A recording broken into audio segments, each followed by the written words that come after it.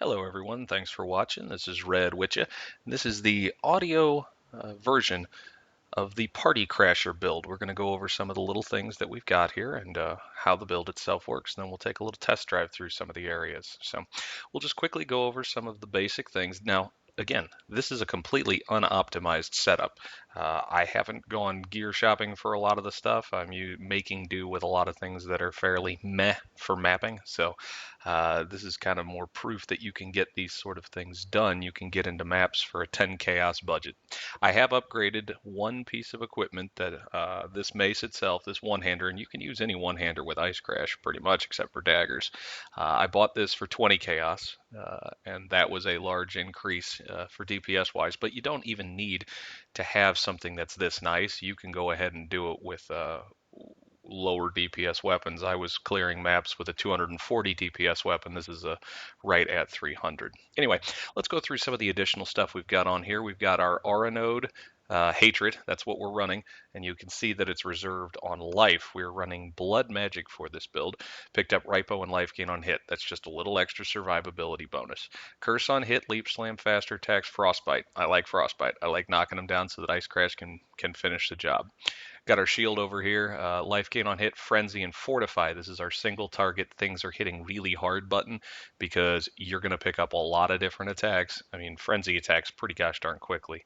Sits down here at 0.38 seconds. That gets faster as you max out those frenzy charges.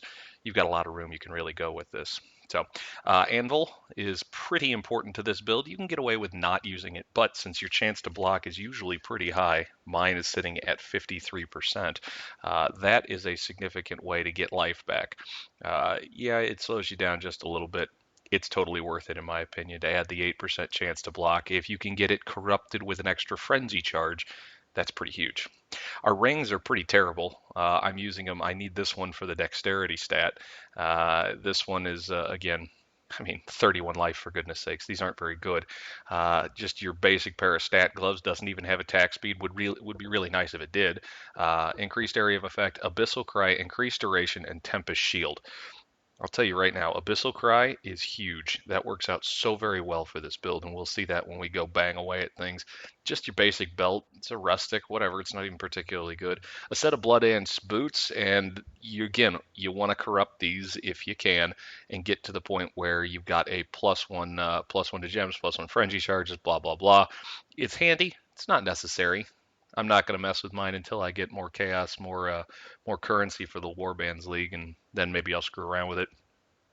Flasks are pretty straightforward stuff. Bubblings and seethings. I have this one set up.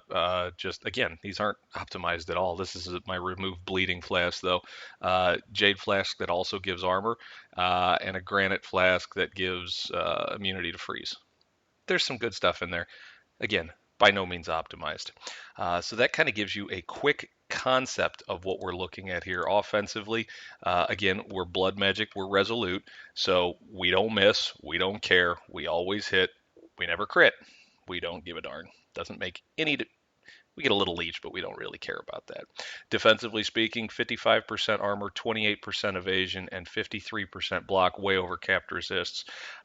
This is before any endurance charges or anything else is applied, before any flasks. You will notice that this is a pretty sizable chunk. If you go ahead and flip on your granite flask, now you're at 68. Flip on the jade flask, you're at 48 and 72 with the armor bonus that you get off of that. So that's actually pretty significant. All right, let's go ahead. Let's hop to the Grand Arena just because we can go through it quickly. And Chris said in those last patch notes, we want this to be an alternative to mapping for people. Tempest Shield goes up. We're just going to go ahead. We're going to skip the trash just to showcase that we can do that as well. Come on. Well, we were going to skip the trash, except for it wouldn't let me zone, so we'll just punch things for a second. There we go. All right. Gonna have some fun here. Abyssal Cry fires off. Perfect. Watch everything explode. It's so handy for this sort of stuff. You can do an awful lot. I'm just going to go wake everything up. Wake up all the stuff. We've got huge packs worth of mobs.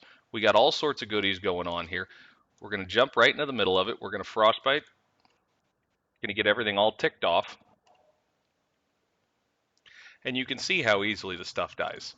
I mean, you're blowing things up. I'll tell you, it's the biggest thing is that Abyssal Cry. It will knock out the rares if you've got big packs worth of stuff. It really is helpful. All right, we've got most of it. Let's go ahead and go to the next chunk of land. And again, we're just going to skip the trash using Leap Slam. That's what we do. It's one of the reasons why I really like this build is especially on uh, doing it through blood magic. You don't ever have to worry. You can sit here and just run, do whatever you want to do. Doesn't make the slightest bit of difference. All right, let's set things up. Let's go ahead and do a Cyclone. There's that Abyssal Cry blowing things up again. Very, very handy stuff. And we'll do Abyssal Cry again. There goes everything. You get the packs together. You do Abyssal Cry. You'll notice, by the way, these blue guys are charging, and these are fairly hard hitters. You know, I mean, we're in a level 69 zone. These guys do pack a little bit of a punch as a blue mob, and they're not even affecting our damage right now. There's just nothing that they're going to do. I want to get to the boss section just so that I can show you what that looks like as well. And I'll be putting up another video that's got maps and other stuff in there. I've got some good stuff that we can crank out. I just thought we'd get this done just because we were here. We figured we'd do a few things. Now we're gonna go get all the trash together. Lord knows it's fun this way. And we'll go pick up a few people here and there. All right, see now we got our friends. We're going to come down here. We're going to redo Tempest Shield. Abyssal. And our good friends, Cyclone. There you go. Those three guys are dead. We'll go to Daresso too. Mostly because we've got 3 minutes until my cheap free version of Bandicam says you're done recording, or 2 minutes or something like that. So we're just going to sprint up here and do our thing. Refreshing the blades again. Now, Daresso actually can hit hard. So what we do for Daresso is chase him around, apparently, is I'm just going to sit here using Frenzy. By the way, we'll mouse over and look at tooltips with Frenzy rolling now. 7,700 on Ice Crash. 55, almost 56 for Frenzy. But I'm just going to stand here. This isn't the fastest way to kill him. It's not going to win you any style points. It's not going to be a very sexy build. But you know what? It's cheap and it's effective.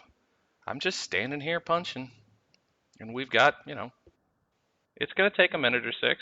If I wanted to optimize it, I'd punch him a couple of times and then Ice Crash a few. But honestly, I can just sit here and just ding away. With the life gain on hit that you get from Frenzy, and you can rework some of the gem setup. If you really, really want to get Frenzy doing more damage, you could absolutely pull the links out and change stuff around. I've got it set up this way because it is very tanky and very noob friendly, which is key. You want this to be easy. You want this to be simple. If this is your first build for the league, you don't want to have something that's incredibly complex. You don't want to have something that's dependent on certain uniques. You don't want to have to deal with a lot of that baloney. For being the first toon in a league, I want simple, I want effective, and I want something that I don't have to stress out over. So I've got something that I built that I like for just being able to go through as a first toon and clear content. And that's really all there is to it, is being able to clear the content so that you can get progression. You can go start farming if that's what you want to do. You can, this toon absolutely can go farm Vol. You can farm whatever you want to do with it. We're farming Daresso slowly but surely. Hey, look at that. He made me use a heal pot. The point being is that you can do an awful lot with this. You're not bound by anything other than just, I guess, boredom if it takes too long to kill stuff for you. Like I said, this isn't a very exciting build, but it certainly gets the job done. I want to thank you guys for hanging out and watching. I'll have some more videos up of additional content when we get to them. So thanks again. Have a great day.